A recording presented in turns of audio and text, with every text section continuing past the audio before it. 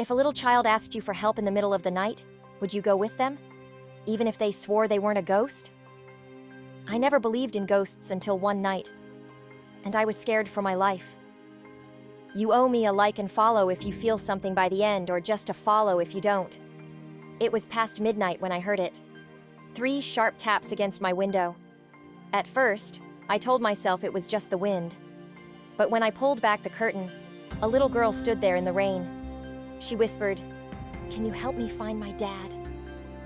Her voice was so soft, but her eyes were begging. Something inside me refused to ignore her. Therefore, I grabbed my jacket and followed her into the night. The streets were silent. Every step echoed.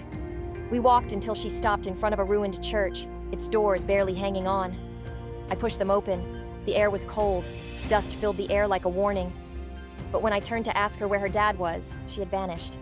My heart dropped. Therefore, I searched the pews, the corners, the altar. That's when I saw it, a photo frame covered in dust. I wiped it clean and froze. It was her, the same girl, smiling next to a man who looked oddly familiar. But the picture wasn't new. The date on the corner read 1999. Before I could breathe, a figure stepped out of the shadows. A man, his face pale, his hands trembling. "That's my daughter," he whispered. "You forgot about us. I am your father." My knees went weak. How could this be? The little girl hadn't been leading me to her dad. She was leading me back to mine. I hadn't spoken to my father in years. I carried anger like it kept me alive. But in that moment, hearing his voice crack, I realized what I'd buried. He wasn't perfect. He had flaws.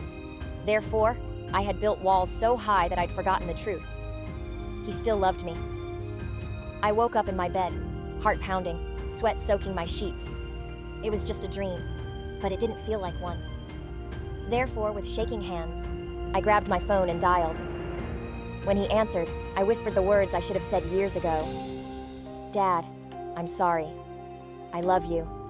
If you love your family, drop me in the comments and tell me, when was the last time you said I love you to them?